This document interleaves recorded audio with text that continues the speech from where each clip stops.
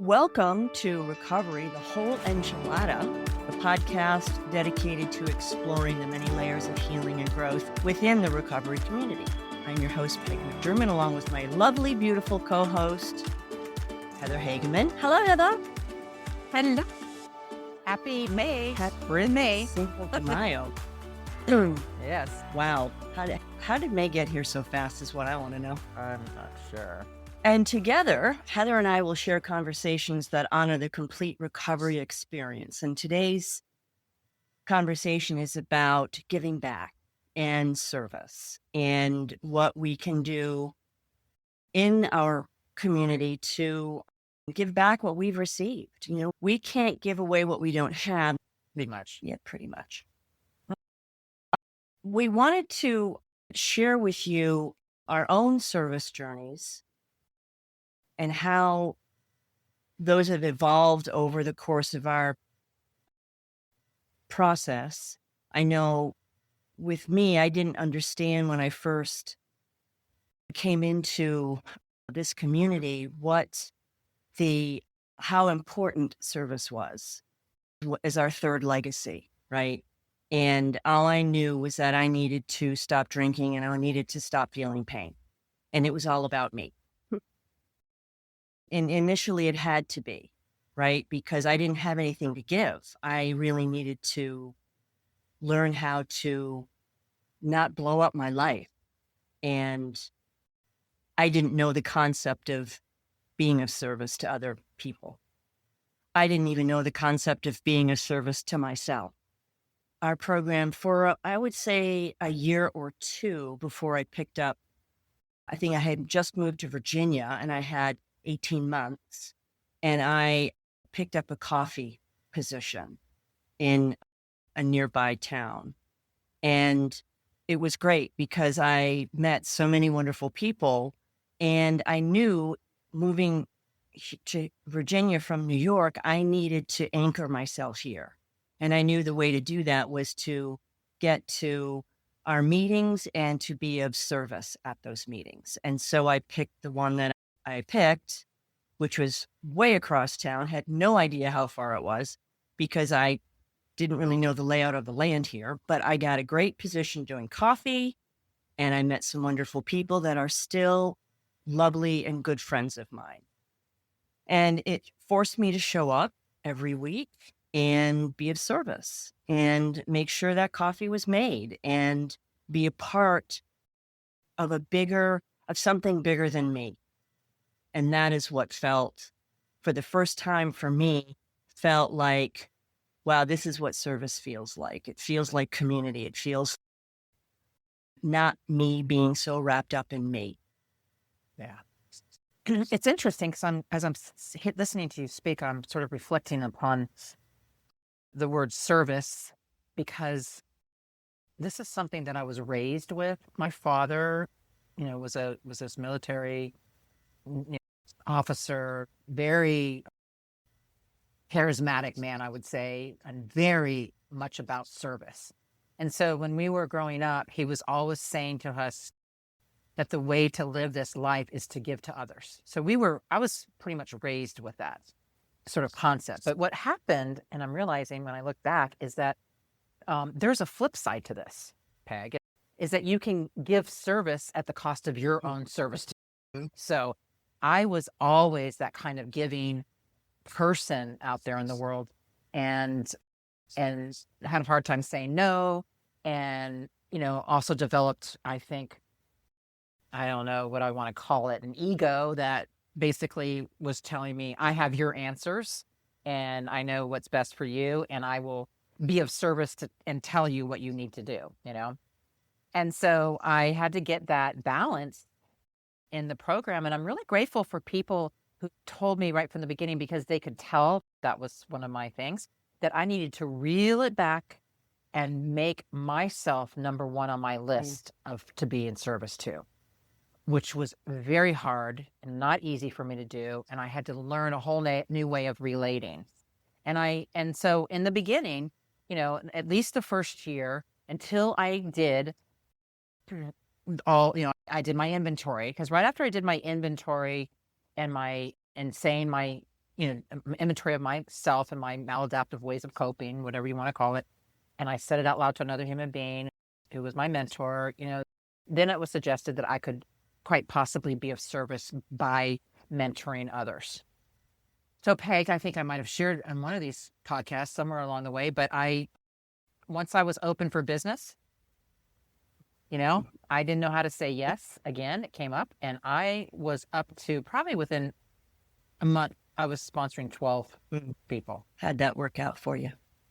Yeah, that's not a good thing. I thought I could do it though. And I had wise people telling me, you can't do this. But I loved it. I loved it. I loved going to meetings and talking and sharing, and each person had something I could, suggest what to do. But in the end state, what ended up happening, and I'll just be quick about this, is I ended up having an appendicitis. And I've been feeling really bad every time after I would talk to somebody. I was feeling exhausted, and I'm trying to be of service, but I started feeling this pain, and it just got more, and it radiated. And finally I ended up in the hospital. And then I was suggested very strongly to let go of mostly all my sponsees and only keep a couple. Okay. So I learned from that, and I will continue to share about the service, but I just want to just share, that's what happened to me to get me right sized. I don't have your answers. I don't even have my own answers. And to get me to really reflect on, what does service mean to me now in a way that keeps me still caring for myself, and that was very important. That balance between those two things. And how were you able to find that balance? It was a practice, and I did keep myself, I had to keep myself to just a couple sponsees, but then I ended up going into another community, the yoga community, where I began to mentor there. So it's been I'm beginning, I guess I'll tell you what it is. I started the more I became more embodied and more the practices of getting into the present moment and really feeling myself, I began to realize that the exchange of energy for me, if it wasn't in kind of almost a reciprocal, uplifting exchange of energy. And I'm saying this because I only wanted to work with people that wanted to work as hard as I did to embrace this new way of life. And if I had anybody that wasn't working like that, it was very difficult, Peg, but I had to let them go. And that's how I started to find the balance. Is saying because no. there are yes. And to say no, and then I'm not the right fit. And, and I can't. And so I began to become very aware of, what was working for me, because I will be happy to be of service, but it was taking a toll, and it took that toll. That appendix was my big rock bottom on that one. And then I had to really check in with my body in a lot of the decisions I made, like, how am I feeling? Am I feeling exhausted? Am I feeling tired after I'm, trying to, be with this person? And that doesn't happen today, because all the people that I am mentoring are all working just as hard as I am and have been. And that's a very beautiful way of service. It is. And, we can't keep what we're not willing to give away, which is what I was trying to share in the very beginning, but it really does resonate that this gift is so profound.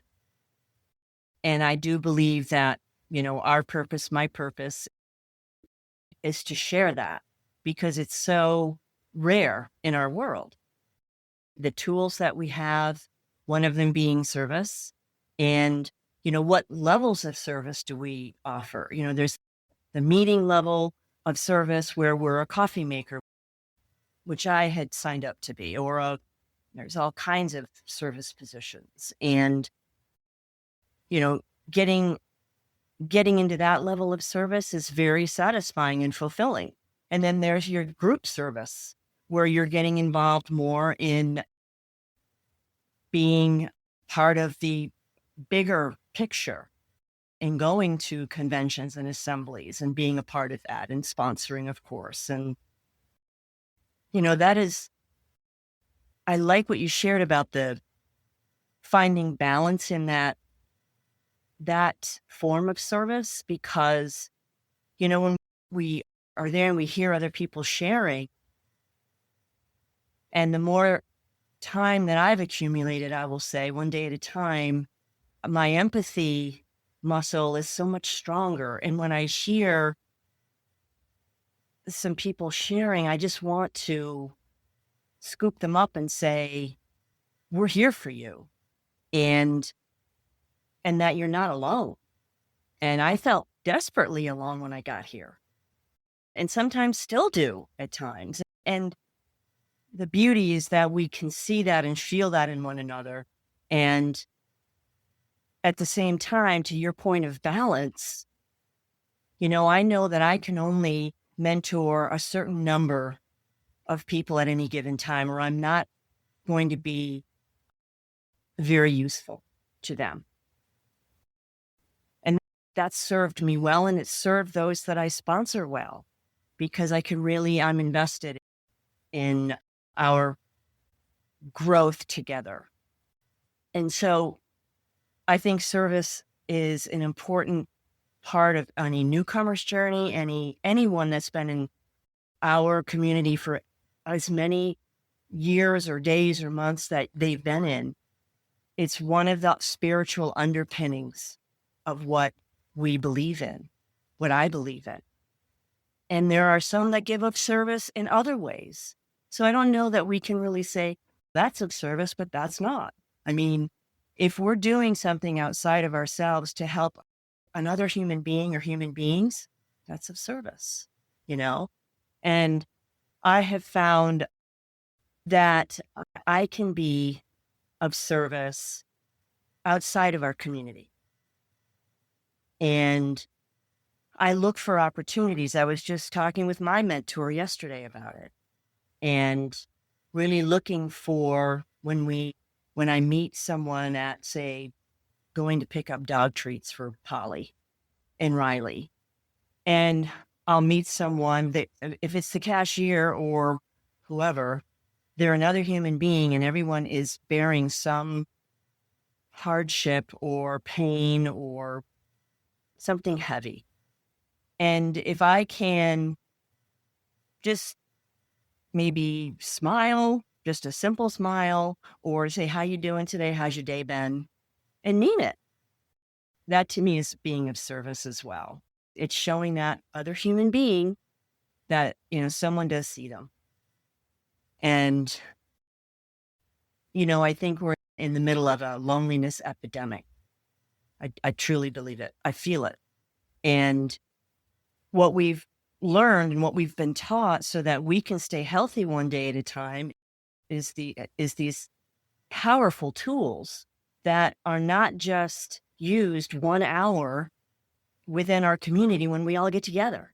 We can take that energy and take those tools and take what it is that we've learned and be of service to other people, whether they're within our community or not. I think that's really important. I think it can be applied to animals. I think it can be applied to any sentient being. I truly believe that. And I do believe that's one of the purposes of getting whole and getting healed here. My purpose is to be of service while I'm here. I truly believe that. Absolutely. And, the group idea. So one of the things early on after, I was trying to find balance, I decided it would be I wanted to have more laughter. I know we laugh a lot, but I wanted to bring together groups of women. And I found this hilarious comedian. Mark Wolin is his name, and he is a recovery comedian. And so I put a little flyer out, and I would have people come to my house. And I did this for a couple of years, and we would watch him, the comedian, and we all gather and sit around, and we would have just a comedian laughter time. And so just providing a space in my home for laughter and fellowship and, and everybody connecting, that was so much fun. Cool. And so I did that because my thing when I first got here was like, I'm never going to have fun again, Peg, and then I remember I had a very wise person to say, you need to redefine your idea of fun. And I was like, okay, what does that look like? And so this was one of the things I added as a way of service, providing fellowship, right? Right. And and we've done that. We've had groups, we've had dinner parties, we've had times where we get together and we have a meeting, and and this is just another act of service, right? Bringing us all together. And so I just want to share a recent thing because I've been feeling very motivated again. I've kind of it ebbs and flows, and I think that's really important to note. Like every day I am of service, but how much of service I want to be, it depends on the amount of energy that I have going on in my life. And so I'm not so congested anymore. I was having a lot of illnesses, health problems, and I don't have so much anymore. And so now I've had this more space. And so I decided to put together a group, and I hand selected people. A lot of them are my people I'm mentoring and people that I have also had yoga therapy with. And I hand selected a group of women who are wanting to read The Woman's Way through the, you know, the steps. Okay, let's put it that way. But I also wanted to merge yoga into it as well. So I just started a group. We just had our second meeting, and they're thanking me, and I'm like, no, thank you. I mean, and I know it's good because I feel so uplifted and inspired during and after the meeting that we have. Now, I want to just share this because this last meeting, we were making a list because we're following the workbook. We're making a list of the first 5 things we do in the morning. And so everybody was going around and sharing what that was. And so when it came to me, because then they asked me, what do you do? And I thought, wow, that's so funny. But I had written it down. I didn't think that I was going to be, I'm participating, I guess. So that's important. So I am participating. And I said, for the first thing that I do in the morning is that I lie there in my bed and I pray. And I go through a whole gratitude list, and I'm also I'm grateful to be alive. That's my latest one.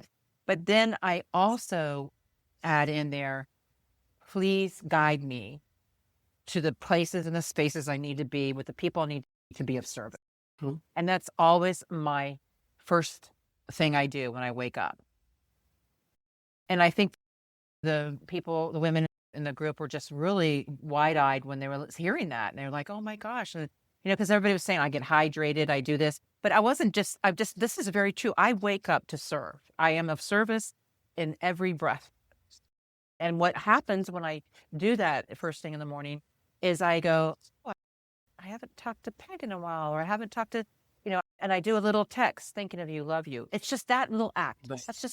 That's the smallest that I can, bit that I can do, and so this is just another way of me giving back right now. I want to do this, and I feel like this is a great act of service to provide a space. It's actually at a treatment center where the woman there is giving me her space for free on a Sunday afternoon to use. She's of service to me, and she's in the group. So it's just beautiful how we all are like this, that we all are kind of taught that the way to really, truly live this happy, joyous life is that we help others that are suffering by just showing up to a meeting, just sharing the solution, sharing the struggle, but sharing that, the resiliency that we're gaining in our life, to be offering that hope, which we'll be doing a talk on another time, but just offering, that this is a great way to live, and that's our act of service by walking the walk. So true and well said. And I think, that level of service, I feel the most fulfillment when I'm involved in that, or I see it, I experience it, or I'm giving it. But mostly when I'm giving of myself, my time, what I know, what I've learned, anything, I feel the happiest. And I think that's one of the secret weapons, I think, of happiness on this planet, is really helping others. And, we say that, but it's really living it. And we've had to, out of necessity, we have had to learn this, how to live in recovery and in unity and in service. And, this is our medicine. This is what keeps us healthy and strong and willing to give back. And again, that was a foreign concept. And I am so grateful to you and others in our community that have shown me and taught me through your own actions what service looks like and the benefit that others have from that service. And it takes on so many levels, like being a coffee maker or a greeter or literature or setup or cleanup. I mean, that's important. These are important service positions. Group service is secretary, treasurer, and other things that we are able to give back based on our willingness and possibly our backgrounds. Of course, we talked about mentoring and sponsoring and going out to hospitals or prisons, and that's a form of service. And many are built for that and they're really good at it. And then, of course, working in the various levels outside of our more rooted community. And it's like the larger entity that helps keep our whole community healthy on a district, area, regional, and conference level. And so it taught me to give back, to get out of myself, and it showed me what true fulfillment felt like. And I can't honestly say, Heather, that I have felt that kind of fulfillment in any other way. It's just a very real, it fills my heart. And the more I do it, the more I feel that. And that feels not about me. And that's good. It also helps me to grow my gratitude muscle, and that how can I look at my life and what's in my life right now and what feels fulfilling at a time that seems pretty challenging right now. And so I have learned from service work and from watching people be of service, that is an important characteristic to have, is gratitude. Gratitude for the ability to be of service to another person or in a meeting or however, to another person, period. But I wouldn't have learned any of the things I'm able to share with others had I not decided to give up the habits that wanted to kill me. And I never dreamed that it would get to the point where I thought, wow, life feels very fulfilling now. And it's felt so empty back in the day. And it felt empty sometime into sobriety. Because a lot of this I had to learn.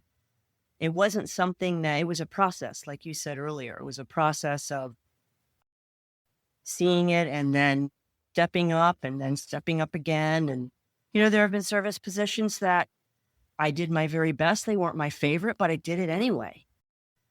Right? So it's like, we're not going to love every darn thing that we decide we're going to step up to, but we do it anyway. And that's what's important.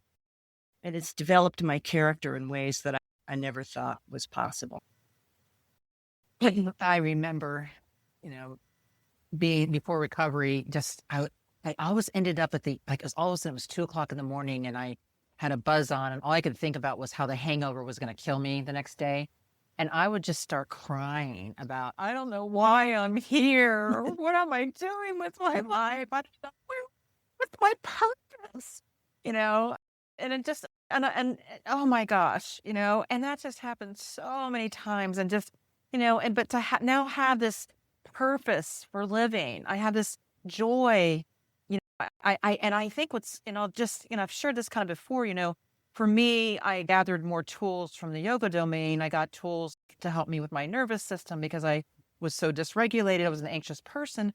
And because I went into that and searched that and just really got a tool bag and began sharing it, then the public got a hold of me. And then I started being asked to speak in so many venues. I mean, when I had two times at jail, in the women's section and the men's section, and to go there and tell my story, but I also weave the yoga tools in. I had them do a little bit of breath and meditation. So it's just been so beautiful. The police officers, a homeless shelter, Georgia Mason. I mean, there's been so many different, a lot of clinical psychotherapist groups have me come in to teach their clinicians how to downregulate and calm themselves. So it's just been very beautiful that my recovery has branched out into a whole nother way of service. Just like you said, it's just not in the rooms, it's outside of these rooms. And I teach also to take what you learn on your mat outside in the world too.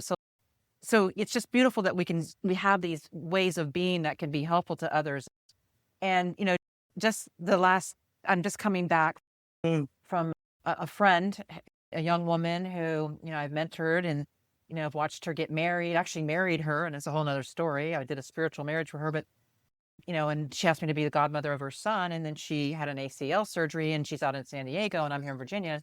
And she asked me for help. And I had to sit back and think, can I do that? Can I leave? Can I just stop right now and go out there?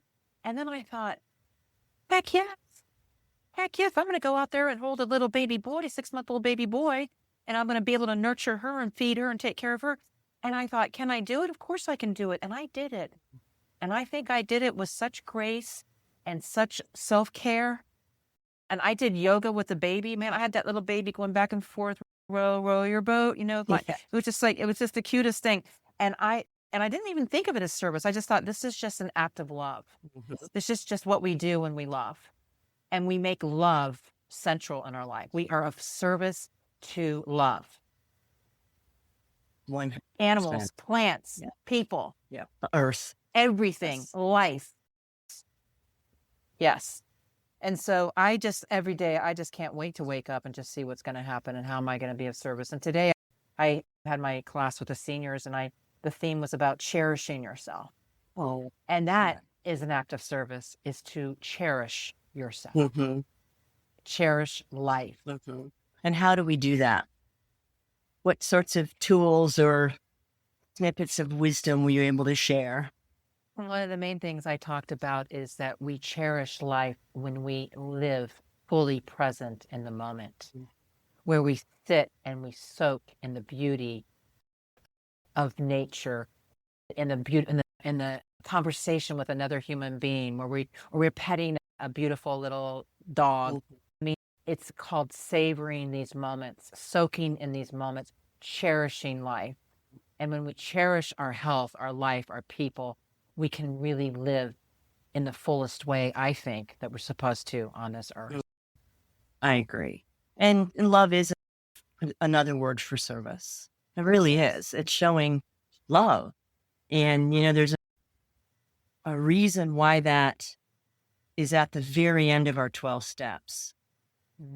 Because we built this inner fortitude and this path has been shown to us to get us to the point where we are able to be of service and to show love in the various ways that each of us are meant to show it, And I do believe each of us has a specific gift in that way.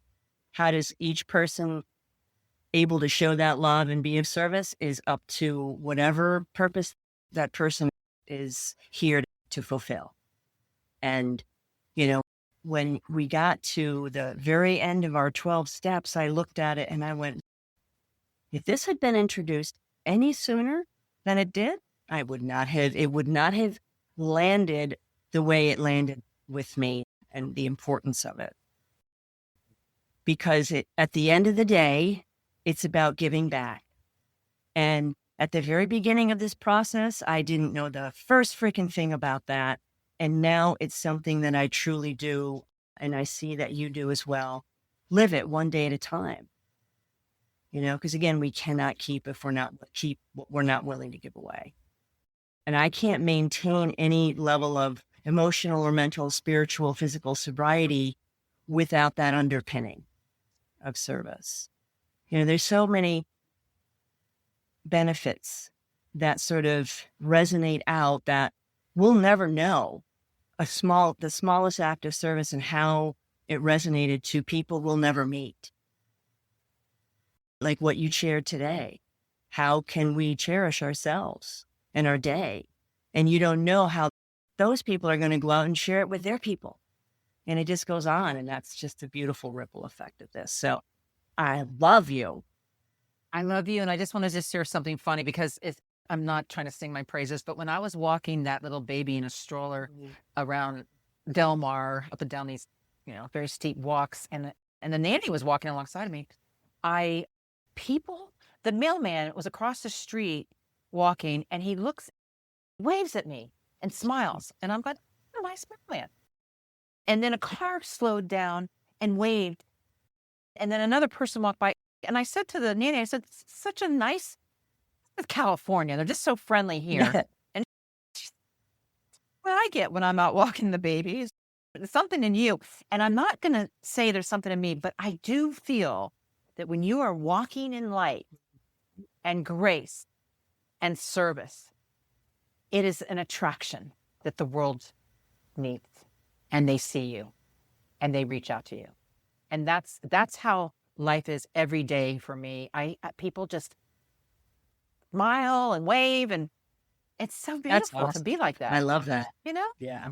Yeah. It doesn't happen every day, but it's a good day that day. But I just want to share that's how we give back, just by smiling and showing up and, Yep. being a beacon of hope Yeah. and inspiration. You're right. We're hope merchants. And sometimes just showing up is an act of service, just showing up. And we are glad that you guys joined us today for this episode of Recovery, the Whole Enchilada. Next time, we'll be talking about sharing hope and how we tell our stories effectively and respect others' journeys. And it will be, I believe, a beautiful conversation. And we'd love your feedback on what conversations you would find to be the most meaningful, because that helps us shape future conversations. If you like what you heard today, please share it and like it and subscribe wherever you listen to podcasts. Both Heather and I love you very much. We don't know you. Some of you we do, and some of you don't. We love you no matter what. And remember that your recovery story, with all its flavors and textures and complexities, matters deeply. So until next time, stay strong and keep growing.